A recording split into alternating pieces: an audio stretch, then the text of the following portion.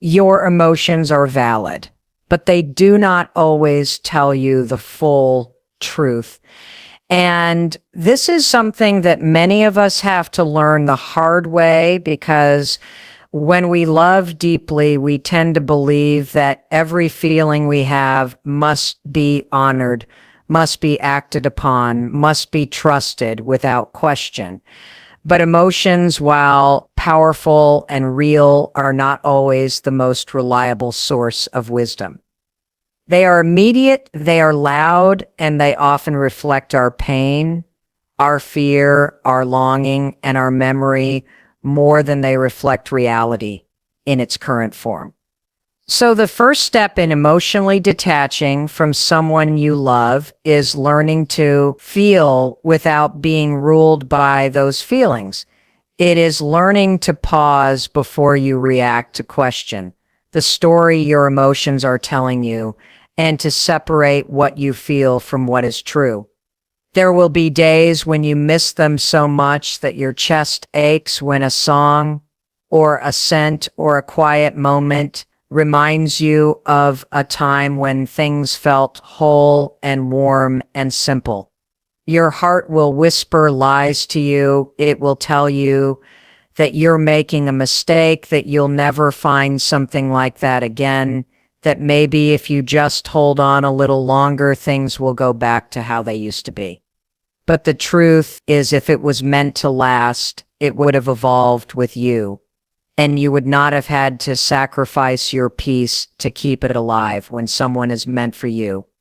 They will not consistently make you feel confused, anxious, unwanted, or small, and love that is right will not require you to abandon yourself. Maintain it. This is why emotional validation is so essential, but so is discernment. You must honor your sadness, your anger, your longing. You must sit with them without judgment and let them speak to you. But you must also understand that feelings can be shaped by wounds that haven't healed, by hopes that haven't died, and by illusions you haven't let go of yet. And if you follow every emotion without reflecting on its source, you can easily find yourself back in situations that you've outgrown, clinging to people who cannot meet you and sacrificing parts of yourself that you've worked so hard to rebuild. You are allowed to feel everything you feel and still choose to walk away. You are allowed to cry for someone who hurt you and still decide that they are not your home anymore. You are allowed to love someone from a distance while loving yourself from up close, because detaching does not mean shutting off your heart. It means learning to protect it. It means learning to prioritize your mental and emotional health over the chaos of unreciprocated love.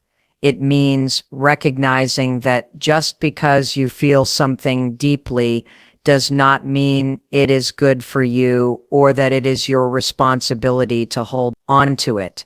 There is power in being able to say, I feel this and I still choose differently. I feel this and I still choose peace. I feel this and I know that I deserve more than confusion. I feel this and I understand that love alone is not enough to make something work.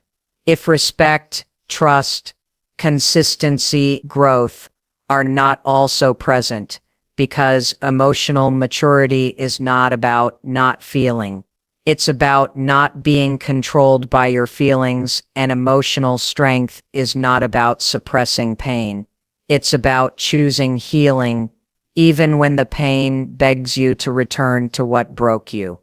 So as you begin the journey of detachment, remind yourself every day that your feelings are not your enemy. They are part of your healing. They are part of your story, but they are not the story itself. You are the author, and you get to choose which chapters you continue to write and which ones you finally close with love, gratitude, and with peace. No contact or distance is not rude. It is necessary when you are trying to reclaim your mind, your heart, and your peace. Too often, we are made to feel guilty for choosing ourselves, for creating space between us and someone who has caused pain, especially if that person is someone we still love or once shared something meaningful with. But emotional detachment is not about cruelty. It is about clarity. It is about protecting the part of you that still feels fragile, that still feels tempted to go back, that still hasn't fully accepted what your mind already knows. When your heart hasn't caught up yet, sometimes the most loving thing you can do for yourself is to create space from the very person who once made you feel like home. Distance gives you perspective, distance gives you healing, distance gives you the silence you need to hear your own voice again. Because when you are close to someone emotionally or physically, it becomes harder to separate their needs from your own, harder to hear your intuition through the noise of their presence, and harder to break the patterns that have kept you entangled.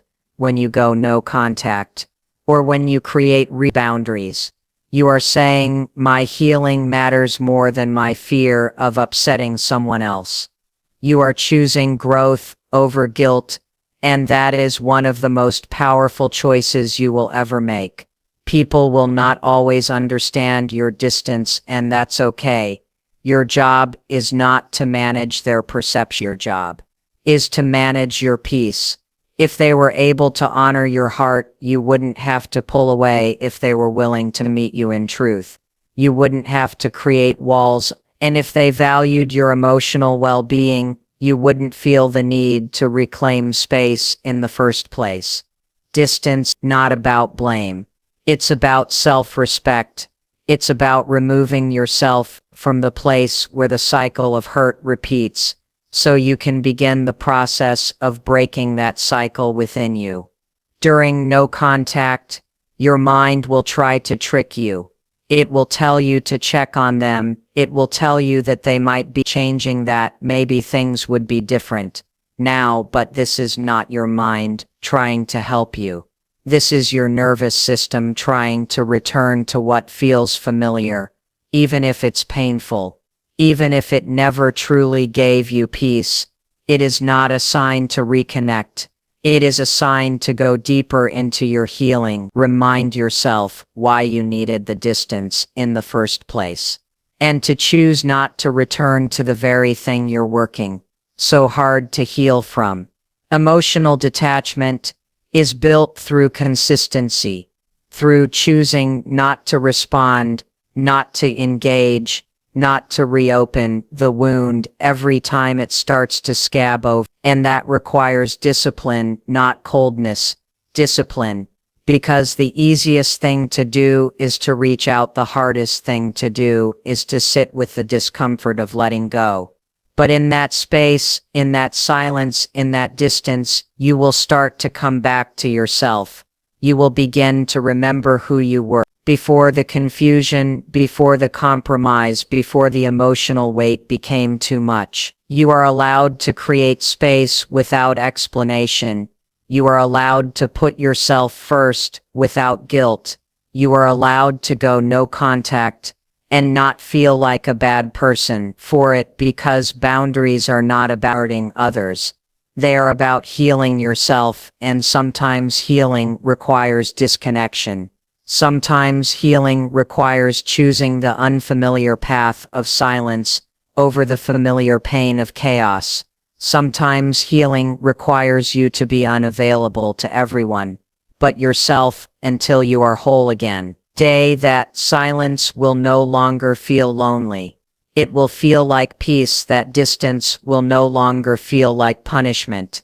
It will feel like power, and you will look back and realize that creating space was not about losing someone. It was about finding yourself again, about hearing your own voice, about standing in the truth of what you need and who you are becoming. You owe no one an explanation for choosing peace over chaos, because your healing is not a courtroom, and your boundaries are not up for debate. You do not need to convince anyone of the reasons you needed space. nor are you required to justify the distance you have created between you and someone who repeatedly brought pain, confusion, or instability into your life too often. We carry the weight of other people's discomfort as if it is our responsibility to make them feel better about the ways they hurt us. And too often, we are conditioned to believe that if we walk away, we must defend ourselves, explain ourselves, or soften our truth so others are not offended by our strength. But real growth, real healing, real self-love means making decisions that honor your mental and emotional well-being, even if they are misunderstood, even if they make others uncomfortable, even if you lose people along the way. Your peace must become more valuable to you than their approval, because you cannot build a healthy life on a foundation of constant explanation, especially to people who never took the time to understand you in the first place, people who knew how to hurt you, but never learned how to love you, right? Choosing peace means choosing clarity over chaos. It means deciding that your mind matters, that your nervous system matters, that your nights of sleep and your days of calm matter more than a connection that constantly left you drained and second-guessing yourself. And choosing that kind of peace will never require permission from the person who disrupted it. Choosing that kind of peace is a choice only you can make and only you can enforce. There will be people who try to guilt you for choosing distance, people who say you've changed, that you're cold, that you're being dramatic or selfish. But understand this: they are not reacting to your silence. They are reacting to the loss of access to the version of you that tolerated their mistreatment. They are not upset about who you are now. They are upset they can no longer reach you where they once had control, that they can no longer enter your heart the way they used to. And that is not your burden to carry. Not every ending will be mutual. Not every decision to detach will be understood. But if you wait for everyone to agree with your healing, will stay broken for the sake of belonging. And if you wait for permission to protect your peace, you will continue to live in emotional chaos. That you do not deserve your healing does not require their understanding. Your boundaries do not require their validation. And your growth will never require you to shrink again, just to be accepted by people who only loved the version of you that didn't know how to say no. The truth is, the most powerful transformations are often quiet. They are born in moments when you choose to walk away without announcement, when you decide that your peace is not something you will ever negotiate.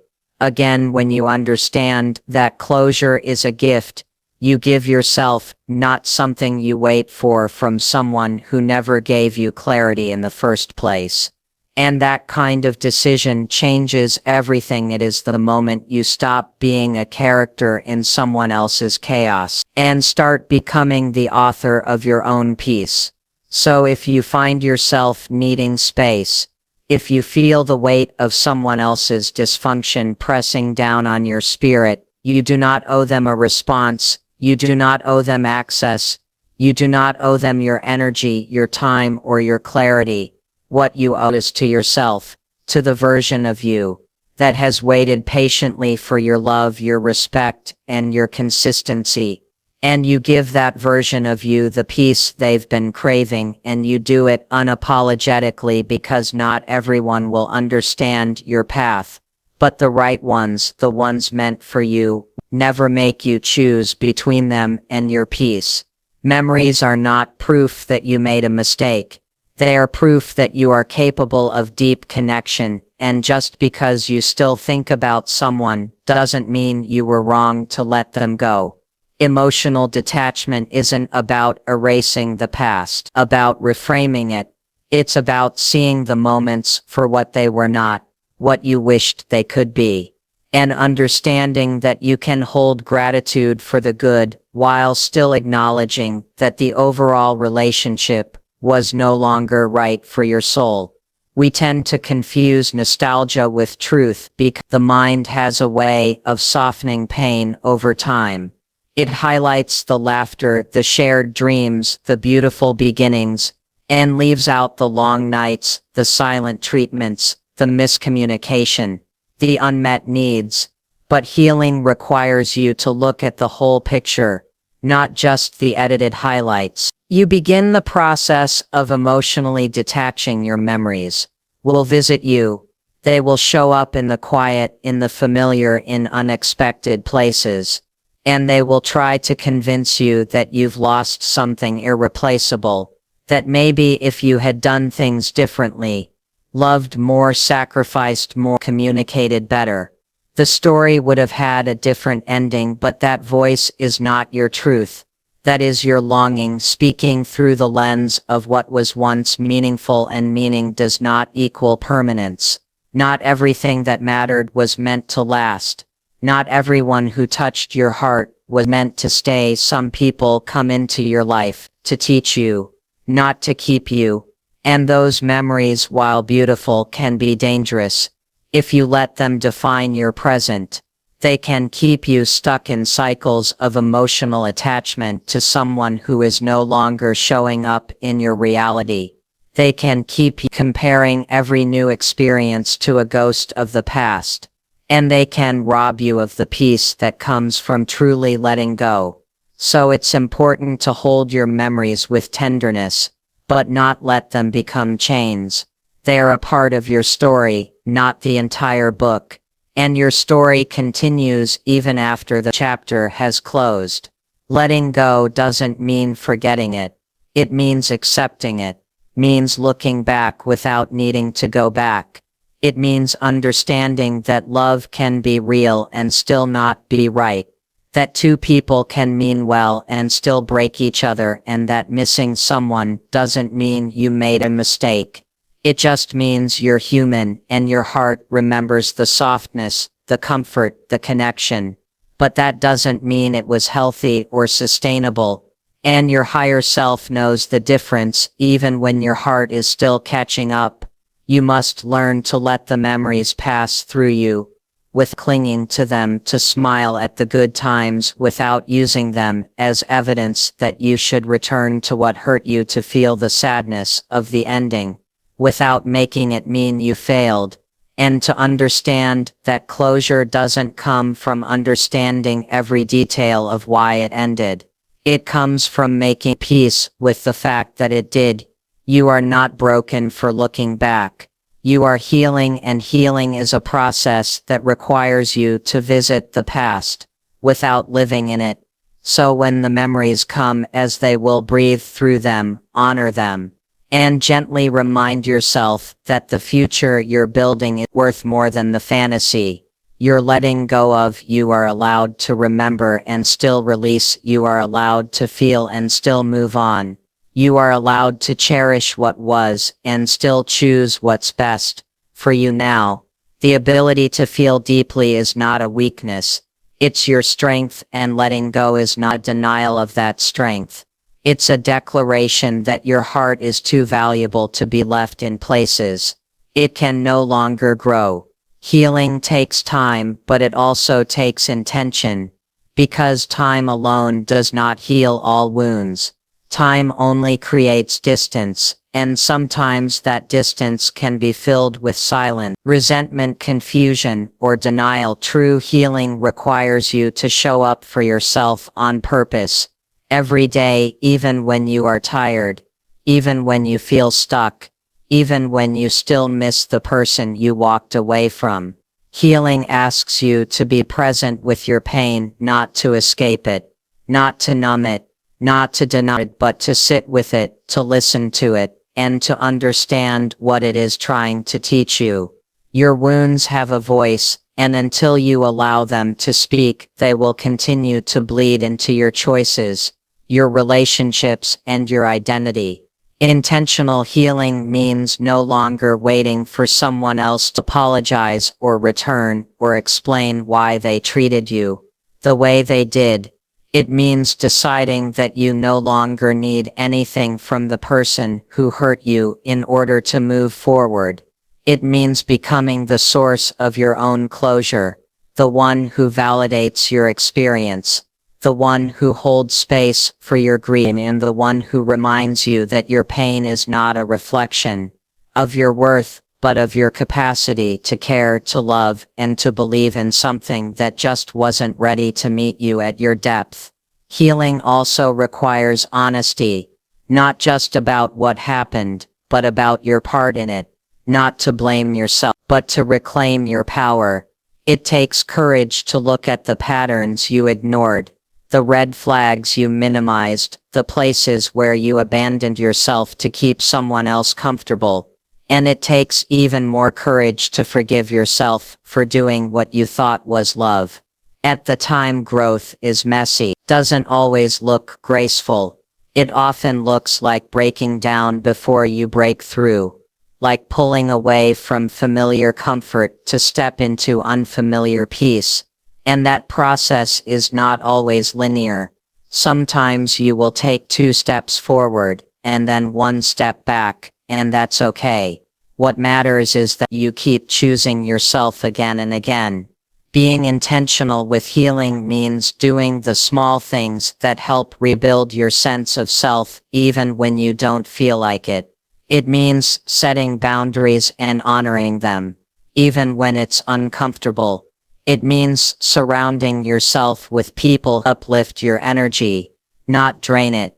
It means creating space in your life for joy, for rest, for reflection, for creativity, for stillness, and most of all for self-compassion. Because healing is not about rushing. It's about trusting that every time you choose not to return to the pain, every time you choose silence over reaction, every time you choose peace over drama, you are taking back pieces of yourself that were once scattered in someone else's chaos. You must also remember that healing is not about becoming who you were before the pain. It's about becoming someone new, someone wiser, someone stronger, someone more anchored in their truth. It's about integrating your experiences, not erasing them, and finding meaning in what you went through without being defined by it. Your past may shape you, but it does not have to own you. Your heartbreak may slow you down, but it does not have to stop you, and your healing may take time, but with intention, it will take you somewhere beautiful, somewhere where you no longer feel the need to prove your pain or justify your growth. So give yourself grace, give yourself space, and most importantly, give yourself permission to heal at your own pace. No one else gets set that timeline. No one else gets to decide when you should be over it, or how you should process it. This is your journey, and your healing is sacred, so protect it, honor it, and keep showing up for it. Because the most powerful version of you is waiting on the other side of your intention, consistency, and your choice to become whole again. You cannot heal in the same space that hurt you, because the energy that caused your pain cannot be the energy that restores your peace. You may feel an urge to return to what's familiar because familiarity often masquerades as comfort. But just because something feels familiar does not mean it is safe. Just because someone says they've changed does not mean the dynamic has, and just because your heart misses them does not mean your soul needs them. Sometimes the hardest part of healing is accepting that the environment, the person or the relationship that once meant everything to you is no longer aligned with your growth, and that your transformation requires separation. When you stay in the same space that hurt you, you are constantly reminded of the version of yourself that tolerated that pain you walk through. The same doors hear the same voice. You feel the same emotional echoes, and your nervous system can't relax. It keeps reliving the trauma in subtle ways. It keeps you in survival mode, instead of allowing you to enter healing mode. You may believe that if you're strong enough, you can endure it again and turn it into something better. But healing isn't about proving your strength, it's about creating conditions where you no longer have to. There's a truth many avoid. Healing sometimes means walking away from people who aren't bad people but who are simply not capable of being what you need, and it's okay to love someone and still recognize that you cannot be your fullest self in their presence. If your growth threatens them, if your peace disrupts their chaos, if your truth makes them uncomfortable, you will always be shrinking for their comfort instead of expanding for your purpose, and that is a slow, quiet erosion of your spirit that you must no longer allow. You deserve to be in environments that nourish your healing, that celebrate your boundaries, not punish them, that respect your silence, not demand your explanation, that allow you to breathe deeply, not brace constantly. When you remain in a space that hurt you, you often spend more energy managing your triggers than actually moving through them. You become reactive instead of reflective, and your healing gets delayed because you're still defending yourself instead of discovering yourself. Choosing to leave a space that hurt you is not about escaping. It's about elevating. It's about choosing an environment that reflects your self-worth and that honors your desire for peace and clarity. And yes, this might mean losing connections, losing routine, losing the comfort of what you once knew. But the space you create in letting go becomes fertile ground for your rebirth. You are not meant to stay in survival forever. You are meant to rise from it, to learn from it, and to move forward in a way that your future self will thank you for. And when you do step away, you give your nervous system a chance to recalibrate. You give your heart a chance to soften you. Give your mind a chance to rest, and in that rest you begin to hear yourself again. Not the voice shaped by pain, but the one shaped by truth and hope and clarity, and that voice becomes stronger the longer you stay away from the noise that once clouded your intuition. You begin to see the situation, not through the lens of longing but through the lens of self-respect, and when that shift happens, you realize that your healing never truly started until you left. So choose the space that allows you to grow, not the one that keeps you small. Choose the people who water your roots, not the ones who step on your leaves. Choose the path that honors your healing, even if it means walking it alone for a while, because being alone in peace is far more powerful than being connected in chaos. Your healing deserves a safe home, and sometimes that home is found only after you leave, broke you behind, and walk courageously into the unknown, trusting that what's ahead will be better because you are finally choosing you. Closure is something you give yourself when the truth is clear, and the truth does become clear when you finally stop waiting for someone else to say what you already know. In your heart, we are taught that closure comes from conversation, from one last meeting, from the person who hurt us finally admitting what they did, or saying they're sorry, or explaining why they couldn't love us the way we needed. But that kind of closure is rare and often incomplete, because the words we wait for may never come. And even if they do, they cannot undo the confusion, the heartbreak, or the damage we lived through. Waiting for someone to understand you is not the same as healing, and waiting for them to give you permission to let go only keeps you stuck in a story that is no longer serving you. Closure begins the moment you decide to stop reopening the wound, the moment you choose to stop revisiting the same conversations in your mind that never ended well, the moment you stop trying to make sense of someone else's chaos or rationalize behavior that hurt you, moment you realize that your peace matters more than their explanation. You may never understand why they did what they did, But you can understand this, you deserve better, and you no longer have to sit in the pain of waiting for validation that may never come. Because when you accept the truth, stop needing it to change. The truth might be that they loved you in their own way, but didn't know how to show it, or that they never truly saw you for who you are, or that they were more in love with the idea of you than the reality of growing with you. The truth might be that you gave more than them were ready to receive, or that they took from you without ever intending to give back. The truth might hurt, but it will also set you free. Because when you stop lying to yourself about what it was, you start making room for what can be. You begin to rebuild your relationship with yourself from honest instead of illusion. Giving yourself closure means choosing to stop waiting for a different ending and start writing a new beginning.